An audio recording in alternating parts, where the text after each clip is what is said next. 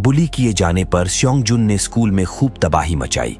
काफी सारे बच्चे मारे गए, लेकिन अंततः वो पकड़ा गया। लगा कि मायोल की जान बच गई। उसी पल ग्यूजिन ने उसे घेर लिया। रिवॉल्वर उसके हाथ में थी और वो किसी भी पल उसे शूट कर सकता था। हालांकि उसने धैर्य रखा और अपना फैसला बदल लिया। जोंगतए और स्योंगजुन के केस को देखकर एक चीज तो समझ आ गई कि गन उन्हीं जैसे लोगों में बांटा गया है। मूनबेक के पास गोलियों के साथ लिस्ट भी आई थी, मगर उसने फेंक दिया था। हालांकि उनमें से काफी सारे पते उसे याद थे। ली के कहने पर उसने एड्रेसेस लिख दिए। उनमें ली की एक जान पहचान की औरत का भी एड्रेस था, जिनका इकलौता बेटा एक बड़े पॉलिटिशियन के साथ काम करता था। लेकिन 1 साल पहले वो कहां गायब हो गया, किसी को पता ही नहीं चला। औरत ने उस पॉलिटिशियन पर केस किए अकेले धरना प्रदर्शन की, लेकिन कुछ न हो सका।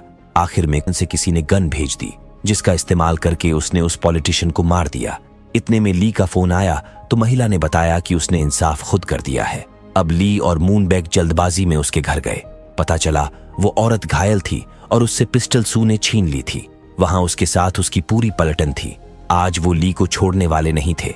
तभी ली ने बिजली की रफ्तार से गन छीन ली। फिर उन सबको इतना मारा कि उनमें से कोई भी अपने पैरों पर चलकर हॉस्पिटल जाने लायक नहीं बचा। फिर वो और मून उस घायल औरत को हॉस्पिटल ले गए। वहां जब सू की तलाशी ली गई, वो लिस्ट उसकी जेब में मिली। ली ने फौरन इन एड्रेसेस की जांच पड़ताल शुरू करवाई। इस बीच मून के बारे में भी खबर आई कि वो पिछले साल तक डोंगवॉल इंडस्ट्रीज गवर्नमेंट के लिए काम करता था, जो मिलिट्री वेपन्स बनाती थी। फिर अचानक पता चला कि उसे लास्ट स्टेज का कैंसर था, इसलिए उसने काम छोड़ दिया। ये बात ली को अंदर तक झकझोर गई। लेकिन मूनबेक का अतीत तो इससे भी डरावना था। पैदा होते ही उसकी मां उसे अनाथालय छोड़ आई थी। लेकिन जिस महिला ने मून को लिया, वो बच्चा चोर निकली। कुछ साल बाद उस बच्चा चोरी करने वाले गिरोह के पास एक AB ब्लड ग्रुप वाली आंख की डिमांड आई, जिसके लिए खरीदार 100 मिलियन वॉन देने को तैयार था। वैसे तो वहां काफी सारे बच्चों को चुरा कर रखा गया था, लेकिन उनमें सिर्फ मूनबेक का ही ब्लड ग्रुप AB था। वो मूनबेक को ले गए और उस रात उसकी एक आंख निकालकर बेच दी गई। जिस औरत ने मूनबेक को चुराया, वो उसे अपनी मां समझता था। लेकिन उस घटिया औरत ने मूनबेक को किसी अमेरिकन ऑर्गन ट्रैफिकिंग गिरोह को बेच दिया। वहां मून के सारे ऑर्गन्स निकाले जाने वाले थे।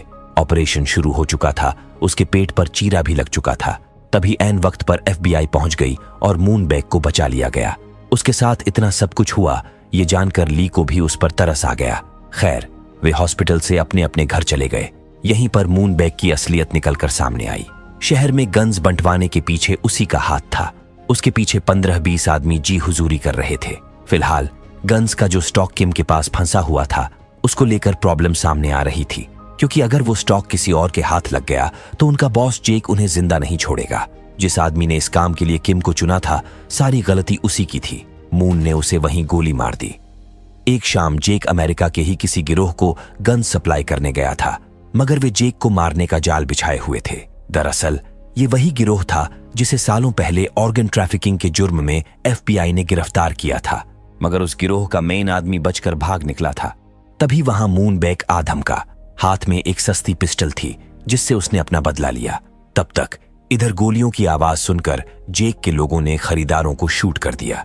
फिर वे उस वेयरहाउस के अंदर आए जहां से गोली चलने की आवाज आई थी। वहां मूनबेक ने सिर्फ एक पिस्टल से जेक के दुश्मनों का खात्मा कर दिया था। हालांकि उसे भी गोली लग चुकी थी। जेक को उसकी दिलेरी काफी पसंद आई और उसने मून को बचाकर अपने गैंग में शामिल कर लिया। एक अच्छी सी दिखने वाली नीली आंख भी लगवा दी, जिसे छिपाने के लिए वो पुतलियों पर काला लेंस लगाता था। जेक के साथ सालों काम करने के बाद एक दिन मूनबेक को बेहतरीन आइडिया आया। वो था कोरिया में गन्स की सप्लाई करना। वहां की भारी पॉपुलेशन को गन चलाना आता है। ऐसे में उन्हें वहां मार्केट जमाने के लिए पहले उन लोगों को टारगेट करना होगा जो समाज के सताए हुए हैं। बस ऐसे लोगों की जानकारी निकालकर उन तक गन्स पहुंचाना है। जब दहशत फैलेगी तो वहां की आम जनता गन को लाइसेंस के साथ लीगल करने की गवर्नमेंट से डिमांड करेगी। इस प्लान के तहत कोरिया में 10 ट्रक हथियार लाए गए थे। वर्तमान में जोंगमैन को लेकर अलग ही टेंशन बढ़ी हुई थी। इससे पहले कि वो गन्स उसके हाथ लगे, मून ने सियोखोज को सब कुछ बता दिया। किसी अनजान पर भरोसा करने से पहले सियोखोज ने चेक किया तो सचमुच गन्स वहां मौजूद थे। मून ने आगे कहा, तुमने किम को मार डाला, इसीलिए वो गन्स वहां सड़ रही हैं। पर अच्छी बात यह है कि उन गन्स को जोंगमैन ढूंढ रहा है। अगर उसने ये बात पुलिस को बता दी तो सियोखोज की सारी जिंदगी जेल में कटेगी। घबराकर वो सारे बंदूक ली के हवाले कर दिया। और बचने के लिए झूठ बोला कि उसने किम का होटल खरीदा था जिसके बेसमेंट में ये मिली। इन हथियारों से उसका कोई लेना देना नहीं। अब किम कहाँ है, सियोक हो उसको नहीं पता था। पुलिस ने माना कि किम ही कुरियर के आड़ में गन्स लोगों तक पहुंचाता था। अगर वो उनके हाथ लग जाए तो इस खेल के मास्टरमाइंड तक पहुंचा जा सकता है। रही बात गन्स सही लोगों तक पहुंचाने की, तो वो इसके लिए बुढ़े लोगों का इस्तेमाल कर रहे थे जिन्हें एक कुरियर पहुंचाने के अच्छे खासे पैसे मिल रहे थे। वहीं अब तक ली ने जो एड्रेसेस दिए थे उनका सीसीटीवी फुटेज चेक कर लिया गया था। मूनबैक उन हर एड्रेसेस पर गया था। कहीं वहीं तो गन्स डिलीवरी नहीं कर रहा। वे उसे फौरन पकड़ने गए, लेकिन वो उनकी आंखों के सामने से गायब हो गया। इस बीच पुलिस वाले सारे एड्रेसेस पर गन्स जब्त करने गए तो पता चला कि उनसे तो पहले ही गन्स ले ली गई थीं। उनसे पहले भी कुछ पुलिस वाले आए थे, वो ले गए। लिस्ट के आधे एड्रेसेस का यही हाल था। पुलिस डिपार्टमेंट के लिए ये चिंता का विषय था, क्योंकि जाली पुलिस बनकर जिन्होंने भी गन वसूले उनसे आम लोगों को खतरा हो सकता था। असल में उन गनों को जोंगमैन के आदमियों ने जब्त कर लिया था। सब कुछ सेट था, बस सही मौके का इंतजार था। वैसे जोंगमैन सियोक हो का बेहद वफादार आदमी था। उसे आज भी वो दिन याद था जब किम को मारकर उसके सारे धंधे पर कब्जा करने की योजना बनाई जा रही थी। उस वक्त जोंगमैन ने किम को खत्म करने के बदले बड़े अदब से उसके किसी एक धंधे की मांग की थी, ताकि उसके 20-22 लोगों के गैंग को भी रोजी रोटी मिल सके। सियोक हो ने वादा किया था कि किम को ठिकाने लगाने के बाद उसका एक धंधा जोंगमैन को मिलेगा, लेकिन उसके बाद सियोक हो ने जो किया वो सबको पता है। अब जोंगमैन की एक ही ख्वाहिश थी, जिस तरह सियोक हो ने किम के सारे धंधे हड़प लिए, उसी तरह वो भी उसका सारा धंधा हथिया लेने की प्लानिंग कर चुका था। तभी अचानक सियोक हो वहां आ धमका, लेकिन उसकी नजर पड़ने से पहले ही सारे गण छिपा दिए गए। वहां आने की उसकी एक खास वजह थी। उसे किम के सभी क्लाइंट्स के नंबर चाहिए थे। उसके पास किम का मोबाइल तो था, लेकिन वह उसे अनलॉक नहीं कर पा रहे थे। फोन खोलने के लिए किम की सभी उंगलियां चाहिए थीं, जिसे सिर्फ जोंगमैन ही ला सकता था। वह मान तो गया, लेकिन उसके चेहरे का रंग उड़ चुका था। सियोक हो को पहले से ही शक था कि जोंगमैन उसके पीठ पीछे कुछ खेल कर रहा है, इसलिए उसने ऑफिसर ली के साथ मिलकर चाल चली। उसे यकीन था कि किम अभी जिंदा है और जोंगमैन ने उसे कहीं छिपा रखा है। इस प्रकार पुलिस किम को ढूंढ निकाली तो सियोक हो की टेंशन दूर हो जाएगी। रही बात जोंगमैन की, तो उसे कभी भी खत्म किया जा सकता है। यह एक मजबूत रणनीति थी। उधर जोंगमैन और किम ने भी अपनी अगली चाल की योजना बनाई, जिसके बाद जोंगमैन की गैंग कब्र खोदने निकल पड़ी। पुलिस वालों के अलावा सियोक हो के भी लोग उन पर कड़ी नजर रखे हुए थे। कुछ घंटे तक जोंगमैन के लोगों ने खुदाई की, फिर उंगलियां लेकर होटल लौट आए। वहीं किम का होटल, जिसे चलाने का जिम्मा सियोक हो ने जोंगमैन को न देकर योंगू को दिया था। सियोक हो को उंगलियां देने जाने से पहले सभी पुल में नहा रहे थे। तभी योंगू के लोगों ने उनको कुत्ते की तरह दुत्कार कर भगा दिया। फिर क्या था, जोंगमैन ने कपड़े पहने और मैसेज करके बॉस को बताया कि वो उंगलियां लेकर आ रहा है। कुछ देर में वो सियोक हो के यहां पहुंचा तो सामने किम को देख सियोक हो की जान हलक में आ गई। दरअसल ये प्लान तो पहले ही बन चुका था। उंगलियां देने के बहाने किम खुद जोंगमैन के कपड़े पहनकर जाने वाला था। उसने वैसा ही किया और धड़ाधड़ 2-3 गोलियां सियोक हो को मार दी। जवाब में सियोक हो ने भी उस पर गोली चलाई। डिटेक्टिव सीओ जब तक पहुंचे, दोनों एक दूसरे को खत्म कर चुके थे। दूसरी तरफ गुस्साए जोंगमैन और उसके लोगों ने योंगू के लोगों को गोलियों से भून डाला।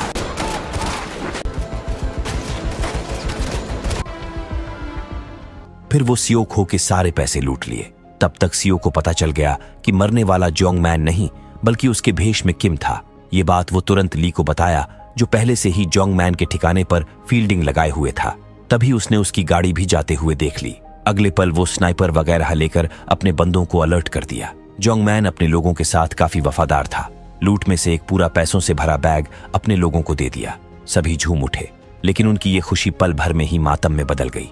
ली बैकअप आने से पहले ही उन पर टूट पड़ा। दोनों तरफ से गोलीबारी हुई और आखिरकार जोंगमैन भाग निकला। फिर क्या था, ली फौरन बिल्डिंग के टेरेस पर गया और वहां से निशाना लगाकर उनकी गाड़ी पंचर कर दी। डिसबैलेंस होकर उनकी कार एक दूसरी गाड़ी से टकरा गई। टक्कर में ड्राइवर बेहोश हो गया, जिससे वे वहीं फंस गए। इतने में ली को जैसे ही क्लियर शॉट मिला, उसने जोंगमैन के कंधे पर शूट कर दिया। आखिरकार वो पकड़ा गया। इसके बाद पुलिस विभाग ने मीडिया में खबर फैलाई कि लोगों में गन्स बांटने वाले गिरोह को पकड़ लिया गया है। ये जानते ही जेक ने तुरंत मूनबैक को फोन करके फटकार लगा दी, क्योंकि भले ही वो पकड़े नहीं गए, पर उनकी कुछ गन्स पकड़ी जा चुकी थीं। अगर ये मामला कोरियन इंटेलिजेंस के पास चला गया तो बात और बिगड़ जाएगी, और अगर CIA ने इंटरफेयर किया तो सिर्फ कोरिया ही नहीं हर जगह का धंधा बंद करना पड़ेगा।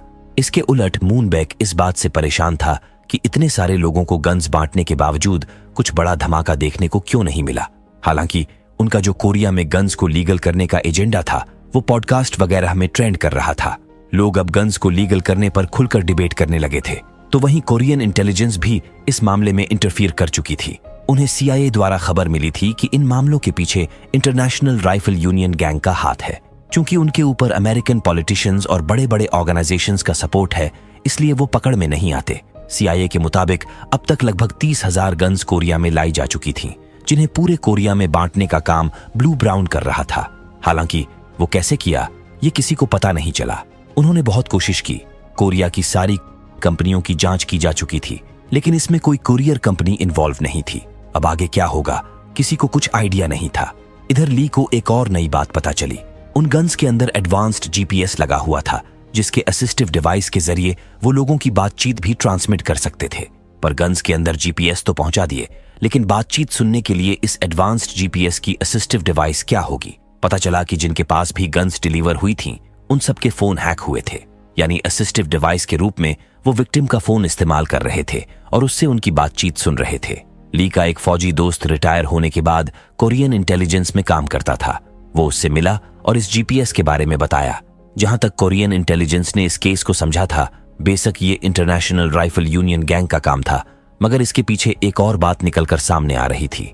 पहली बार उस आत्महत्या वाले मामले में सिलिंग से जो गोलियां मिली थीं, रिपोर्ट में पता चला कि उस आदमी को जबरदस्ती मारा गया था। असल में वो बच्चा चोर था जो बेबी बॉक्स से बच्चा चुराता था। शायद कोई बच्चा उससे बचकर निकल भागा और अब वही बच्चा बड़ा होकर उसे मार डाला और ढेर सारी गोलियां छोड़ गया, ये दिखाने के लिए कि जिस देश ने उसे अनाथ किया वो उसे पूरी तरह तबाह कर देगा। हालांकि ये तो बस एक अनुमान ही था। तभी ली को ख्याल आया कि अगर गन्स में मिले सारे GPS को ट्रेस बैक करें और उस कॉमन सिग्नल को ढूंढें जो सभी विक्टिम से कम्युनिकेट कर रहा हो, तो उनके ठिकाने तक पहुंचा जा सकता था। इतने में कोरियन इंटेलिजेंस का सिस्टम ही हैक हो गया।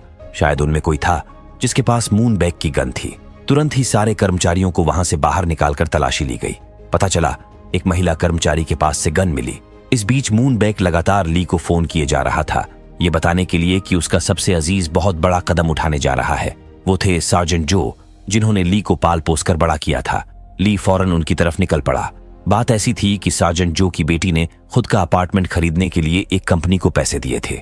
यहां तक कि इसके लिए उसने जो की सारी सेविंग भी ले ली थी, मगर वो कंपनी स्कैमर निकली और बहुत सारे लोगों के पैसे लेकर भाग गई। गवर्नमेंट ने भी कुछ नहीं किया, पर जो की बेटी ने ये बात न अपने मुंह बोले भाई को बताई और न बाप को। आखिर में सुसाइड कर ली। फिर मून ने अपने सोर्स से जानकारी निकालकर गन और उस स्कैमर की पहचान जो को कुरियर कर दी थी। इधर कोरियन इंटेलिजेंस उन GPS की मदद से मूनबेक की लोकेशन पता कर लिए। उसे दबोचने के लिए फौरन एक टीम रवाना कर दी गई, लेकिन वो तो उस कार में मिला ही नहीं। दूसरी तरफ वो स्कैमर मस्ती से एक प्राइवेट जगह अय्याशी कर रहे थे।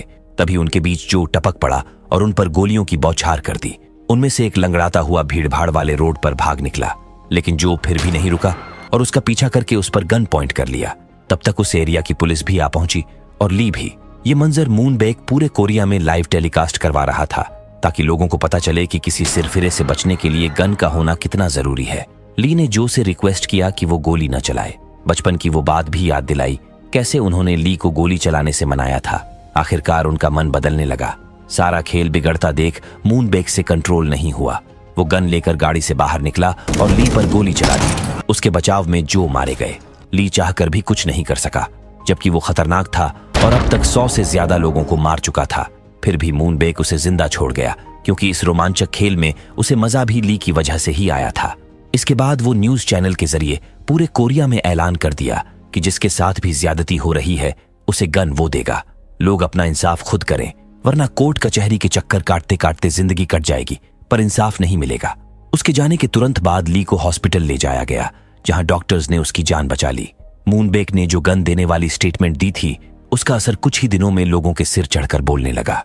एक पीड़ित महिला ने तो चलते कोर्ट में घुसकर जज के सामने रेपिस्ट को मार डाला, क्योंकि जज ने उस रेपिस्ट को सिर्फ 3 साल की सजा सुनाई थी और बोल रहा था कि लड़के से गलती शराब के नशे में हुई थी। यहां तक कि इन्फ्लुएंसर्स भी अब एयर गन्स की रिव्यू देने लगे थे और लाखों व्यूज छाप रहे थे। इस डर के माहौल में एयर गन्स की बिक्री आसमान छूने लगी थी, क्योंकि वो हूबहू असली गन्स की तरह दिखती थी। गन को लीगल करने और बॉयकॉट करने वाले प्रदर्शनकारियों की भीड़ जगह जगह दिखने लगी। एक ऑनलाइन सर्वे हुआ जिसमें 40% आबादी गन्स को लीगल करने के पक्ष में थी। इसके उलट कोरियन इंटेलिजेंस कुछ नहीं कर पा रही थी, इसलिए मजबूर होकर देश में इमरजेंसी डिक्लेयर कर दिया गया। उधर 15 दिन में ऑफिसर ली की हालत काफी हद तक सुधर चुकी थी। जल्द ही उन्हें हॉस्पिटल से डिस्चार्ज भी कर दिया गया। इस बीच खबर थी कि ली की वीडियो वायरल होने के बाद लोगों में दहशत और बढ़ गई, जिससे अनुमानतः 15,000 और लोगों ने गन्स ऑर्डर की। कोरिया में प्रत्येक दिन 40 लाख से भी ऊपर कोरियर्स डिलीवर किए जाते हैं, शायद उसी के आड़ में। दूसरी तरफ ब्लू ब्राउन को एक पार्टनर की जरूरत थी जो उनका पूरा बिजनेस संभाल सके। दावेदारी पेश करने कोरिया की नामी गिरामी हस्तियां आई हुई थीं, लेकिन ब्लू ब्राउन को उनमें से एक ही चाहिए था जो दिलेर हो। इसे परखने के लिए उसने एक दावेदार को मार डाला। फिर उन दावेदारों के बीच गन फेंक कर बोला, जो आखिर में जिंदा बचेगा वही कोरिया में उनका धंधा संभालेगा। एक बाजीगर ने झट से वो गन लपक ली और उल्टा ब्लू ब्राउन को ही धमकाने लगा। यहां तक कि ब्लू ब्राउन के फोर्स करने पर ट्रिगर भी दबा दी, लेकिन गन खाली था। अगले पल सारे दावेदारों को मार दिया गया और जिसने ब्लू ब्राउन को मारने की कोशिश की वही उसका पार्टनर बना। इधर गन को लीगल करने वाले प्रदर्शनकारियों की भीड़ 10,000 तक पहुंच चुकी थी। लोगों को संभालना मुश्किल होता जा रहा था। तभी एक अनजान ट्रक उनके बीच आकर रुका, जिसके अंदर कोई ड्राइवर नहीं था। वो ट्रक बंदूकों से खचाखच भरा हुआ था। बीच में एक साउंड बार भी था, जिसके जरिए ब्लू ब्राउन ने ऐलान किया कि जिसको भी गन चाहिए वो ट्रक से ले जाए। फिर क्या था, गन्स लेने के लिए भीड़ उमड़ पड़ी। 10,000 के बीच 2 पुलिस वाले आखिर क्या करते। तुरंत स्पेशल फोर्सेस को बुलाया गया। तब तक हजारों के हाथ गन्स लग चुकी थीं। इधर ली भी वहां पहुंच चुका था, लेकिन उसे रोकने के लिए ब्लू ब्राउन के लोग भरपूर कोशिश कर रहे थे। उनके बीच काफी देर तक गोलीबारी हुई और आखिरकार ली ने सबको खत्म कर दिया। तब तक ब्लू ब्राउन गन लूटते लोगों की भीड़ में आ चुका था। अगले पल उसके लोगों ने चारों तरफ स्मोक ग्रेनेड फोड़कर धुआं धुआं कर दिया। फिर भी ली ने जैसे तैसे करके ब्लू ब्राउन को ढूंढ निकाला। दोनों के हाथ में पिस्टल थी और उनके बीच कुछ ही मीटर का फासला। अगर गोली चली तो भगदड़ मचेगी और लोग डरकर गोलियां चलाने लगेंगे, इसलिए ली गोली भी नहीं चला सकता था। इसी का फायदा उठाकर ब्लू ब्राउन धुएं में गायब हो गया। इतने में एक गोली चली और वो सीधे मून को जाकर लगी। गोली की आवाज से भीड़ में फायरिंग शुरू हो गई। लोग एक दूसरे को ही मारने लगे, ये जानकर कि कहीं अगला उसको न गोली मार दे। एक सवाल ये भी उत्पन्न हुआ कि मून को गोली किसने मारी। ये सीरीज में नहीं दिखाया गया, लेकिन जहां तक मेरा अंदाजा है उसे जेक ने मरवा दिया, क्योंकि उसने पहले ही मून को वार्न किया था कि बिना कोई गलती के काम खत्म करो। लेकिन मून तो पहले ही कैंसर की वजह से मरने वाला था और मरने से पहले कोरिया को ऐसा देश बनाना चाहता था जहां सब एक बराबर हो। उसके हिसाब से ये तभी पॉसिबल था जब सबके हाथों में गन हो, और उसने ये काम मरते दम तक करने की कोशिश की। इस भगदड़ के बीच एक छोटा बच्चा फंस चुका था। आखिर में ऑफिसर मून ने गन को त्याग दिया और उस गोलीबारी के बीच बच्चे को तब तक बाहों में छिपा कर रखा जब तक कि माहौल शांत न हो जाए। इस प्रकार वो जनता के बीच एक शांति का प्रतीक बनकर उभरा। लोग उससे प्रेरित होकर गन्स का बहिष्कार किए और वापस सारे गन्स गवर्नमेंट को लौटा दिए। लग रहा था कि अब सब कुछ नॉर्मल हो जाएगा, लेकिन वो रिपोर्टर जो मूनबेक की हर न्यूज वायरल करता था, अब वो भगदड़ वाली वीडियो न्यूज में लाने के लिए बॉस से बात कर रहा था। इसे सुन वहां की सफाई कर्मचारी ने उस पर गन पॉइंट कर ली, क्योंकि अगर ये वीडियो बाहर आई तो किसने किसको मारा ये रिवील हो जाएगा और फिर पीड़ित के परिवार वाले बदला लेने के लिए गन्स उठाएंगे। इससे अच्छा महिला ने रिपोर्टर को ही खत्म कर दिया। ना रहेगी बांस, ना बजेगी बांसुरी। तो दोस्तों, ये थी कहानी ट्रिगर सीरीज की। आशा करते हैं आपको ये कहानी पसंद आई होगी।